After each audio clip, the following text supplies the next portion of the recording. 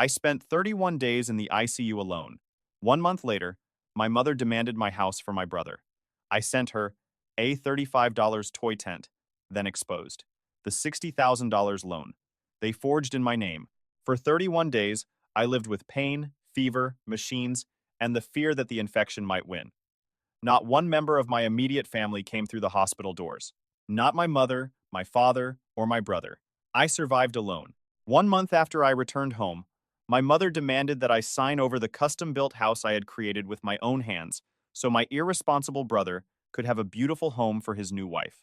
They had left me for dead, then decided I should become homeless for their golden child. I bought a cheap toy tent, sent them a picture, and told them he could live there. What followed exposed every lie holding my toxic family together.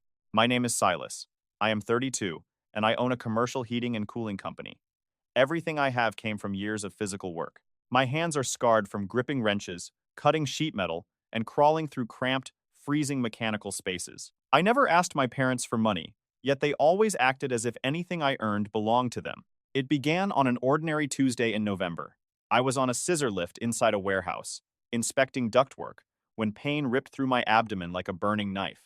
My drill fell. My vision turned white, and I collapsed on the platform. My crew lowered the lift and called an ambulance. At the emergency room, doctors discovered that my appendix had ruptured and severe sepsis was spreading through my bloodstream. My body was beginning to shut down. I needed emergency surgery immediately, or I might never wake up. A nurse handed me my phone, while other staff cut away my work shirt and inserted intravenous lines into both arms. My hands shook so badly I could barely unlock the screen. I called my mother, Maeve. Jazz music, clinking glasses, and conversation sounded behind her. "Mom," I gasped, forcing the words through my dry throat. "I'm at the hospital. My appendix ruptured. The infection is bad. They're taking me into emergency surgery right now. I'm really scared." There was a pause. I expected her to gasp. I expected her to ask which hospital. I expected panic, fear, or at least concern. Instead, she released a long, heavy sigh, as if I had interrupted her over something trivial. "Silas, your timing is really inconvenient," she said. "We're at the venue looking at catering options for Kalin's engagement party. You know how stressed your brother is about making everything perfect. We're incredibly busy right now. Just take an aspirin and rest. Call us tomorrow when you're feeling better." Before I could explain that I might literally die on the operating table within the next 10 minutes, the call ended. She had hung up on me. I lay on the stretcher, staring at the glowing phone in my hand, while the noise of the emergency room faded into a distant hum. A surgeon entered carrying a clipboard. His expression was serious. He asked whether my family was on the way. I swallowed, feeling a cold emptiness spread through my chest that had nothing to do with the infection. "No," I told him. "Nobody is coming." I handed my phone to a nurse, and a few moments later, the anesthesia pulled me into darkness. The surgery was brutal. Because the appendix had burst, the surgeons had to open my abdomen and clean out the infection. When I woke, machines surrounded me. Every breath pulled at the incision, and the pain was deep and tearing. I turned toward the door, still hoping my parents had finally understood. I imagined my mother beside me or my father near the window. The room was empty. There was one vinyl visitor's chair beside the bed. It was empty. It remained empty for 31 days. Almost dying forces the truth into focus. In that bed, I replayed every time my family had treated me as less important than everyone else. As I counted holes in the ceiling panels, the pattern became undeniable. I had always been the scapegoat. Kalin had always been the golden child. When I was 19, I worked 2 jobs for an entire year to buy an old Ford truck.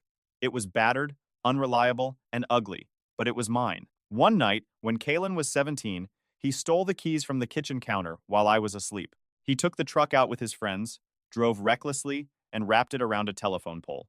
The truck was destroyed. When the police brought him home, my father, Gideon, screamed at me instead of Kalin. He blamed me for leaving the keys where my brother could find them and forced me to apologize for supposedly endangering him with a truck that was too difficult to drive. I received no repayment and took the bus to work for 2 years. 6 months later, Kalin received a brand new graduation sedan. Then there was his gambling. Kalin liked to imagine that he was a cryptocurrency genius and a sports betting prodigy. By the time he was 24, he was buried in debt. Loan sharks were calling the house. My parents responded by draining a huge portion of their retirement savings to rescue him. They called it an investment in his future. Meanwhile, I worked 60-hour weeks, crawled through fiberglass insulation, hauled equipment, and saved every dollar I could. I bought land on the edge of town and built my house from the ground up, helping pour concrete, run wires, install pipes, frame walls, and finish the roof. My parents never visited. They said construction sites were too dirty. In the hospital, my isolation was impossible to hide. The patient beside me received balloons, food, and visitors. My side stayed silent. One evening, an older nurse named Maria checked my vital signs. She glanced at the untouched visitor log and looked at me with painful sympathy. "Sweetheart," she said softly as she adjusted my blanket, "do you want me to call someone? We need a family member to sign these updated consent forms for your secondary antibiotics." I shook my head. A tear slid down my cheek, and I turned toward the wall so she would not see it. "There's no one to call, Maria. Just let me sign them." The only relative who showed genuine concern was my Uncle Declan, my mother's younger brother, a tough man who worked on offshore oil rigs. He called on day 14 when he finally had a stable signal. When he learned I was in intensive care, he asked whether Mave and Gideon were caring for me. I told him the visitor's chair had remained empty. I could hear him swearing through the static of the satellite connection. He said he was trapped on the rig for another 3 weeks, but he promised he would come to me as soon as his boots touched dry land. He told me to stay strong. That brief call was the only lifeline I had. As the days passed, sadness hardened into anger. I still watched my phone, hating myself for hoping. My mother sent exactly 3 messages all month.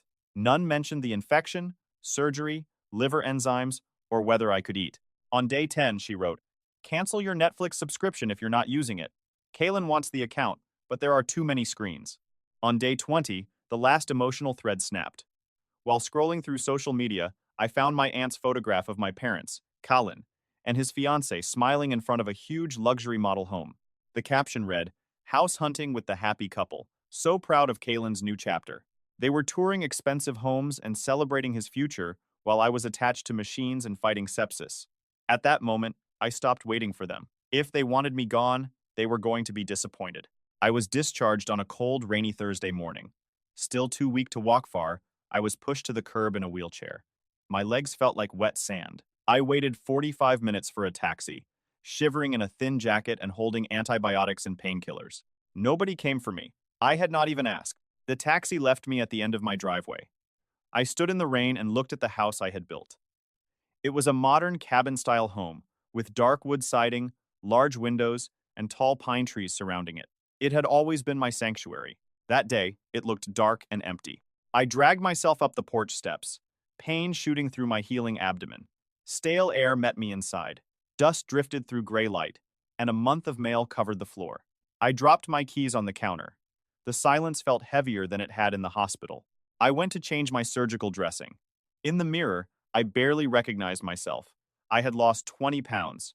My cheekbones were sharp, my eyes sunken, and purple shadows lay beneath them. A jagged red scar ran down my abdomen. My hands were weak after weeks in bed. The medical tape rolled under the sink, and when I bent for it, a violent spasm tore through my core. I collapsed on the cold tiles, clutching my stomach and gasping. Alone among gauze and wrappers, I did not cry. I think I had spent every tear I had in the hospital. Instead, a terrible clarity settled over me. If I had died during surgery, my mother would have complained about buying a black dress. My father would have complained about the funeral expenses. Kalin would have immediately asked about my life insurance and my property. I pulled myself upright, finished the dressing, and reached bed. I slept for 14 hours. During the next month, I forced myself to walk, eat, and recover while managing the company from my laptop. My crew kept contracts moving and protected the business while I healed. I did not call my parents or Kalin. They did not call me. It became a silent standoff, and I accepted it. I believed the worst was over. I thought we had reached a stable arrangement in which they ignored me and I ignored them. I was wrong. The entitlement of a toxic family has no natural limit. Exactly 31 days after I returned home, matching the number of days I had spent in the hospital, my mother texted. For one foolish second, I imagined she was asking about my recovery. I opened the message. There was no greeting and no question about my health. There was only a demand so detached from reality that I laughed aloud in my empty kitchen.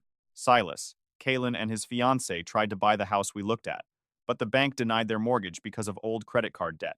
They are devastated. Kalin needs a home for his new family so they can begin their life properly. You are single. and you do not need that huge house all to yourself. We need you to sign your property over to him today. You can gift him the deed.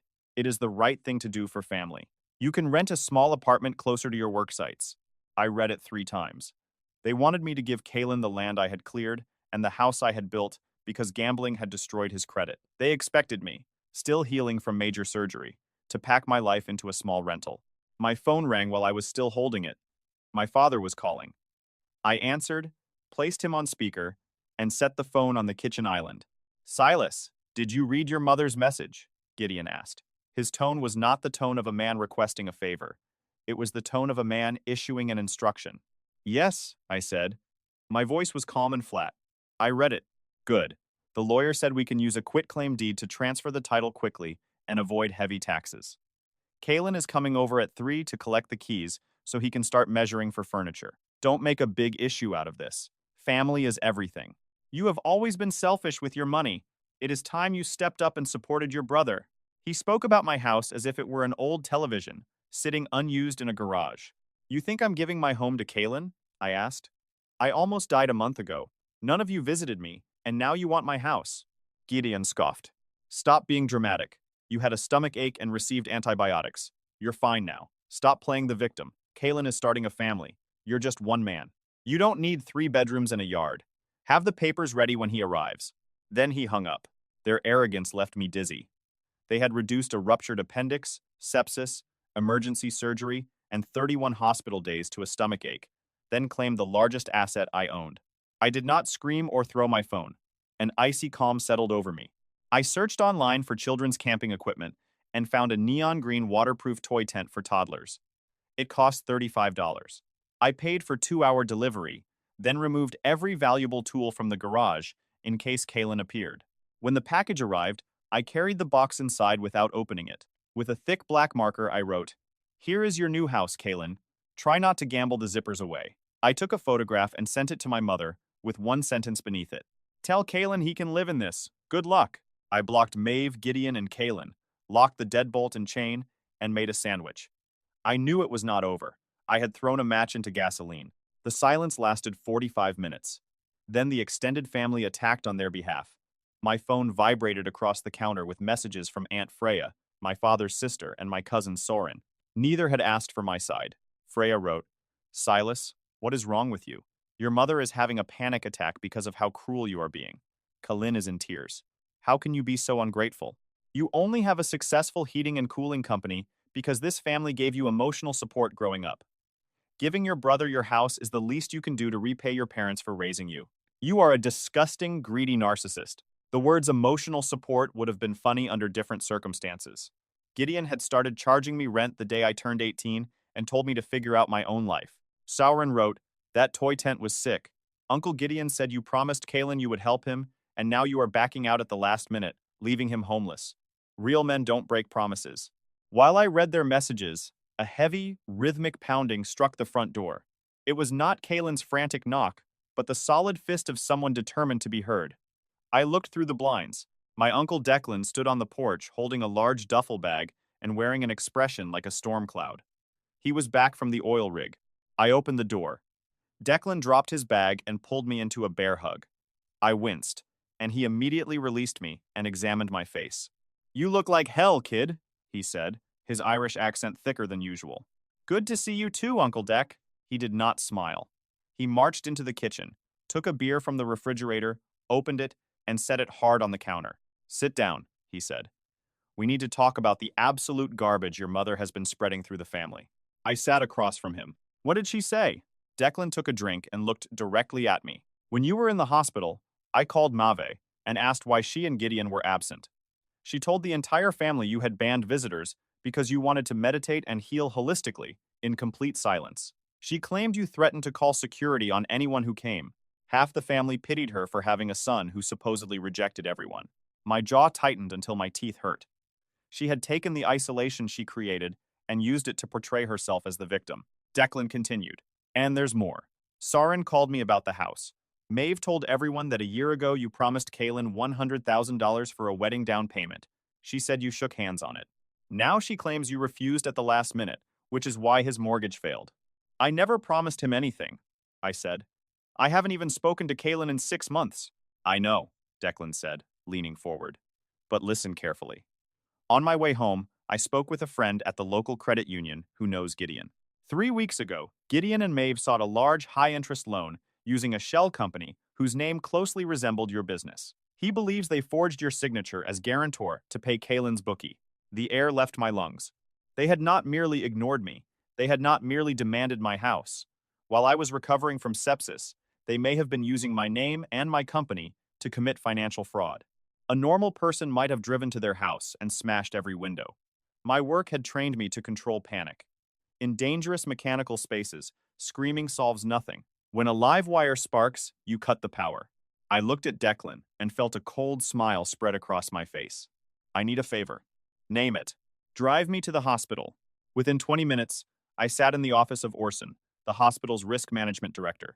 I explained that my family was falsely claiming I had ordered the hospital to bar visitors, damaging my reputation and implicating the hospital in their lie. Orson, a precise man in a crisp suit, disliked the possibility of a defamation dispute. He opened my intensive care file. Mr. Silus, he said, clicking through the records. Our documentation is extremely detailed, especially for intensive care. His eyebrows rose as he read. This is the opposite of a visitor ban. What does it say? On November 14th, 18th, and 22nd, nursing staff placed outgoing calls to the emergency contacts listed in your file, Mave and Gideon. The notes state that the patient was in significant distress and specifically requested family presence. On the 22nd, Nurse Maria documented that she contacted your mother. Your mother said she was too busy with party planning to visit and instructed staff to stop calling. I requested a certified copy of every page, signed and stamped. Orson agreed. They were my records, and I had the right to them. I carried the thick manila envelope directly to my corporate lawyer, Vance. He was aggressive, methodical, and exactly who I needed. I showed him the hospital proof and told him about the loan. Within 2 hours, Vance found the paper trail. My parents had created an LLC with a name one letter different from mine, used fake letterhead, and forged my signature to guarantee a $60,000 loan from a predatory lender. The money cleared Kalin's underground gambling debts so the illegal activity would not interfere with his mortgage application. The mortgage was denied anyway, leaving my parents with a massive high-interest debt and no asset.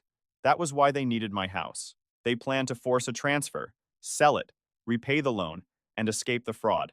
They dug their own graves, Vance said as he reviewed the documents. The fraud is so careless that a first-year law student could dismantle it. Do you want me to contact the police? We could have this moving toward arrest by tonight. I stared at the forged signature. I thought about the 31 silent days and the empty chair. An arrest that evening felt too quick and too private. My parents valued their image, their social position, and the fantasy of their perfect golden child more than anything. Not yet, I said. Prepare a cease and desist letter. Draft a notice severing every emergency and legal connection between us.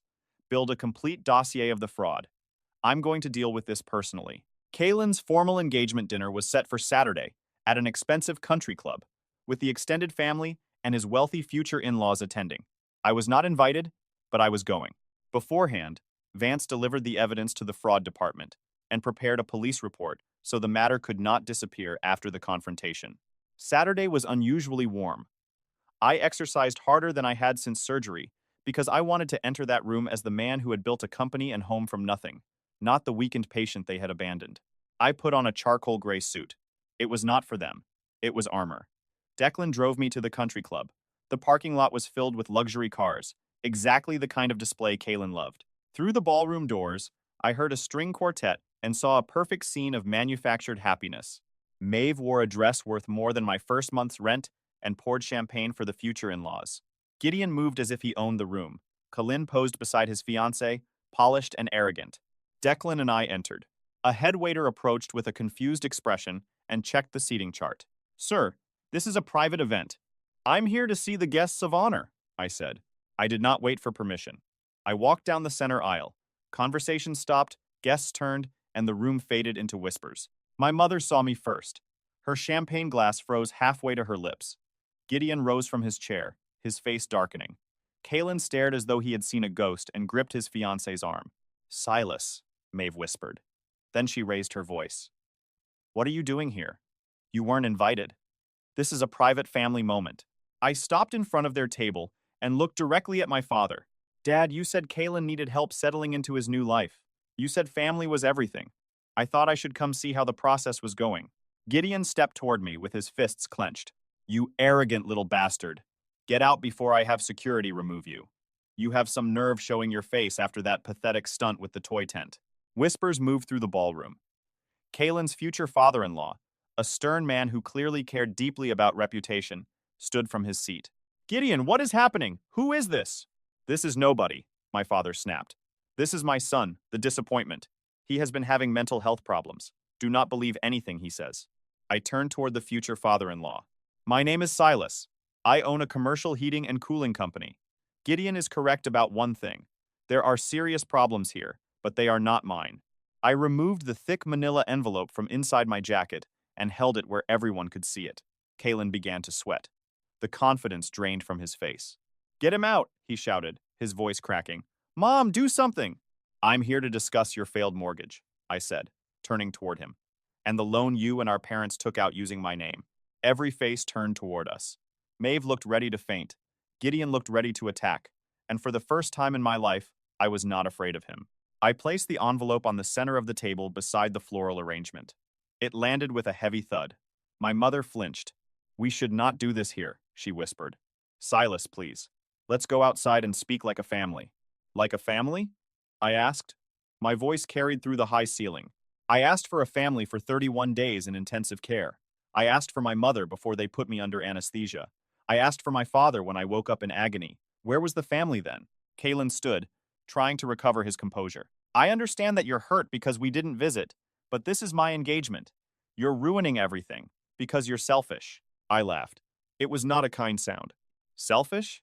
You forged my signature to pay your gambling debt with money from a predatory lender? His future father-in-law went pale and looked at him. Is that true? No, Kalin stammered. He's lying. He's jealous. He wants to sabotage my life. I opened the envelope and removed the forged loan agreement and the documents for the false company. This is a $60,000 loan taken under the name Silus HVAC Solutions. My actual company has a different tax identification number and is registered in another county. The signature on this guarantee is a poor imitation of mine. Creating a false company and forging a guarantor's signature is a felony. Then I removed the certified hospital records and placed them on the table. These are the intensive care logs. They document the dates when hospital staff called my parents because I was in distress and asking for them. They also record what my mother told Nurse Maria when she was asked to visit. She said she was too busy planning this engagement celebration and ordered the hospital to stop calling. The ballroom filled with whispers. Phones appeared. Kalin's future father-in-law read the papers with horror. My mother began to cry. But even then the performance felt calculated. Silus, you are destroying us, she wailed. We did this out of love. We only wanted to keep the family together. Love? I stepped closer. You abandoned me. Then you lied to the entire family and told them I had rejected visitors, so you would not have to explain why you never came. You did not do this for love. You did it for your image. You wanted to be the perfect parents of the perfect son, and I was only an obstacle or a resource. Kalin reached for the documents, but Declan moved between us. My uncle was a large man, and when he put one hand on Kalin's shoulder, my brother dropped back into his chair. Sit down, Declan said coldly. Your brother has listened to this family's garbage for 30 years. Now you listen to him. I faced the future father-in-law. I did not come to ruin your evening. I came because I refused to participate in fraud. The evidence has been delivered to the lender's fraud investigators, and a police report has been prepared. If any wedding expenses or financial agreements are connected to this loan, I strongly suggest that your attorneys inspect every document. You do not want your family name attached to a criminal investigation. The man stood, took his daughter's hand, and left without another word. She never looked back at Kalin. Her family followed. Then the remaining guests fled. Within 10 minutes, the ballroom was nearly empty. The champagne, flowers, and music remained, but the celebration was dead. Maeve's mascara streaked her face. Gideon seemed to age 20 years. Kalin stared at his plate while his shaking fork struck the china. I had expected triumph. Instead, I felt exhausted, almost exactly as I had in the hospital. It was the feeling of finally putting down a burden I had carried since childhood. Aunt Freya had remained near the bar. She looked frightened. Gideon, she asked, is this true? Did you forge his signature? My father did not answer. I looked at my mother. Do you know why I did not come here to start a physical fight? Because that is what you wanted. You wanted me to be angry, unstable, and irrational. You wanted me to prove that I was the problem. But I am not the problem. I paid my own way. I built my own life. I did not steal from my family. I am the one who survived. Kalin finally looked up. His eyes were wide and pleading. Silus, please tell the lender it was a mistake. Tell them you signed the papers. I'll repay you. I swear. When the wedding gifts come in, Silus says, I did not let him finish. I had brought the toy tent package with me. I placed it on the table and pushed it across the polished surface until it struck his chest. This is your new home, Kalin. Learn how to live in it, because the people investigating that loan may leave you needing less space than you expected. Then I turned to my mother. You wanted my property. Here is my answer. My lawyer has removed you from every emergency, financial, and legal role in my life. I am not your emergency contact. I am not your retirement plan. I am not a resource. From this moment forward, I am a stranger to you. I walked out while my mother screamed my name. Declan followed. In the cool night air, a weight I had carried since childhood began to lift. Declan placed a hand on my back. You did well, kid. I closed my eyes in the car. The fallout would be enormous, and the extended family would call, accuse, and eventually learn the truth. I did not care. For the first time, the silence was mine. It was peace, not abandonment. By Monday, the failed engagement and fraud allegations had spread through our social circle.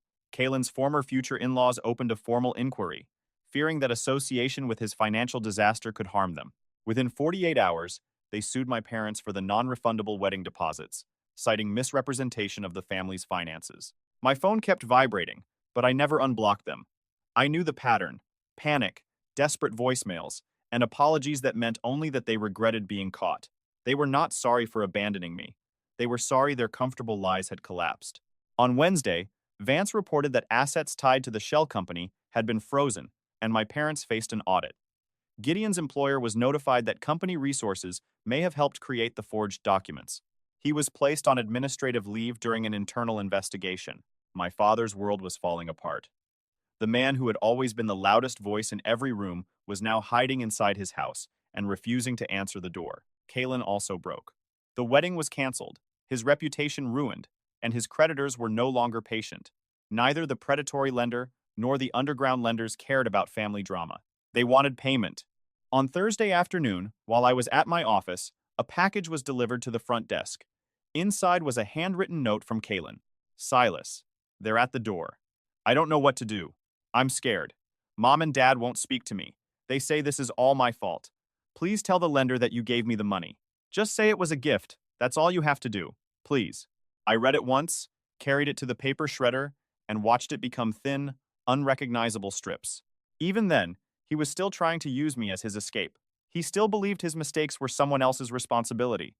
He had not understood anything. At my office window, I looked over the city. My company was growing, with a new downtown office complex contract. My employees had protected it while I was ill. Declan had crossed an ocean and come directly to me. I had people who cared, even without sharing my name. I realized I was not the one truly abandoned. My family had abandoned themselves years earlier by choosing lies, favoritism, and exploitation. They built on sand. I merely stopped shielding them when the tide arrived. Their collapse was the result of their choices. People who build comfort on another person's suffering should not be surprised when the roof caves in. I owed them nothing, not money, property, or forgiveness. 6 months have passed since that engagement dinner. There were no cinematic apologies and no final family reunion. There was only silence and the steady rhythm of a life that finally belonged to me. I sold the house, not from fear or financial pressure, but because it had become a monument to a version of myself I no longer wanted. I had spent years trying to prove my worth through labor and sacrifice, and every wall reminded me of it. I bought a smaller loft in the city near my business. It felt like a new beginning. I had little contact with the extended family. Soren and a few others eventually realized they had trusted practiced liars and sent awkward apologies. I left them unanswered. Their opinions stopped mattering when I left the ballroom. My parents moved away. Declan said they sold their suburban house to pay the predatory loan and legal expenses and now live in a small apartment. For people who spent their lives acting like suburban royalty, that reality must be crushing. Kalin took a low-paying job in a town 3 hours away.